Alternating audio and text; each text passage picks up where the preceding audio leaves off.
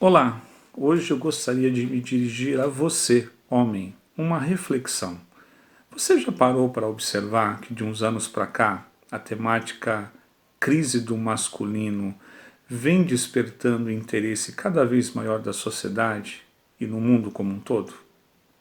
O aumento de materiais, de artigos, de publicações, de revista poderia nos levar a intuir de que essa problemática é algo recente.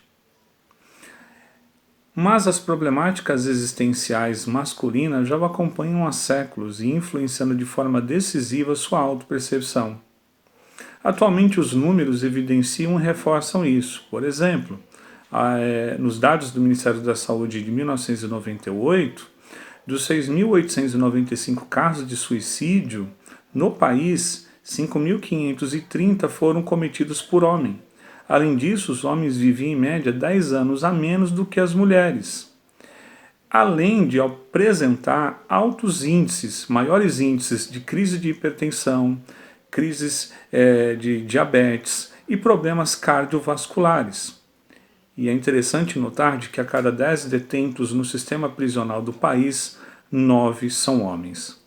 Inúmeros fatores poderiam contribuir e podem contribuir para este cenário, dentre os quais eu gostaria de destacar o estilo de vida contemporâneo, a vida de ativismo e de consumismo desenfreado, a vida de imagem e de fluxo contínuo constante que produz uma sensação crônica de falta de tempo, de não poder parar. A falsa ideia, a crença construída de que nós podemos controlar o nosso próprio destino, que não entregou o resultado devido e nos tornou a cada dia, a cada momento, estranho de si mesmo. Carl Gustav Jung, um psicanalista e psiquiatra suíço, certa vez disse: quem olha para fora sonha, quem olha para dentro desperta.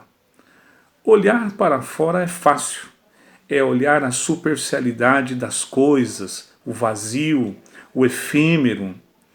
É a busca desenfreada por soluções que possam preencher este vazio interior e que se manifesta de várias formas: angústia, raiva, medo, insegurança, insatisfação.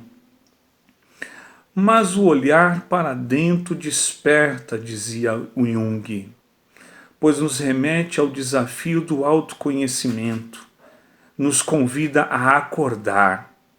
Do contrário, estaremos fadados à alienação.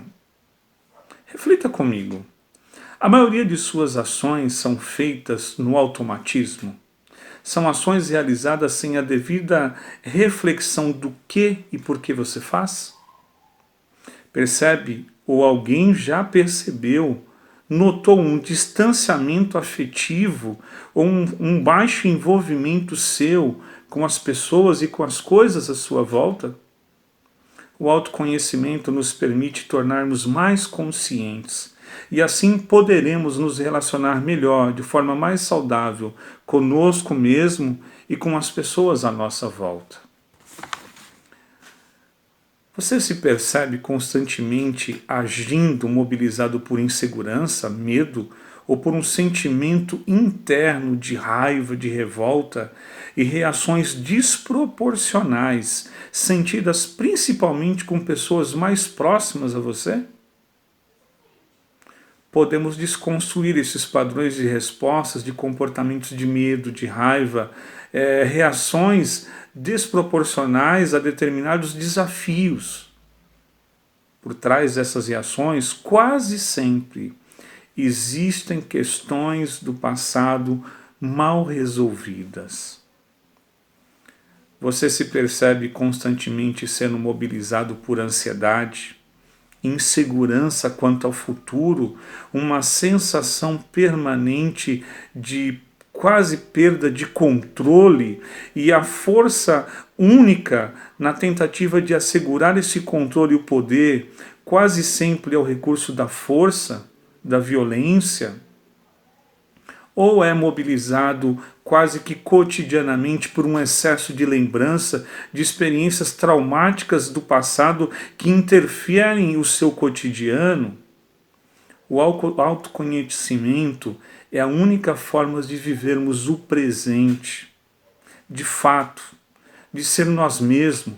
Do contrário, é viver na dinâmica do medo exacerbado do futuro e uma sensação de perda de controle, ou ser totalmente mobilizado por lembranças e pensamentos e marcas de feridas do passado. Certa vez Davi, momentos antes de sua morte, deu uma palavra ao seu filho Salomão.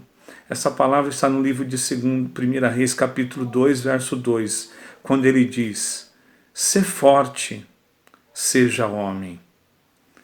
Não, Davi não estava pensando em reforçar a masculinidade biológica do seu filho, mas ele estava falando de uma masculinidade que se faz do esforço e que se é construída a cada dia. Davi estava convidando o seu filho a um caminho de coragem, a um caminho de humildade, de reflexão de si, na busca de construir uma verdadeira masculinidade, de ser homem. Portanto, meus queridos, urge nesses últimos momentos, dias, de nós, com muita humildade e com muita coragem, olharmos para dentro e despertar.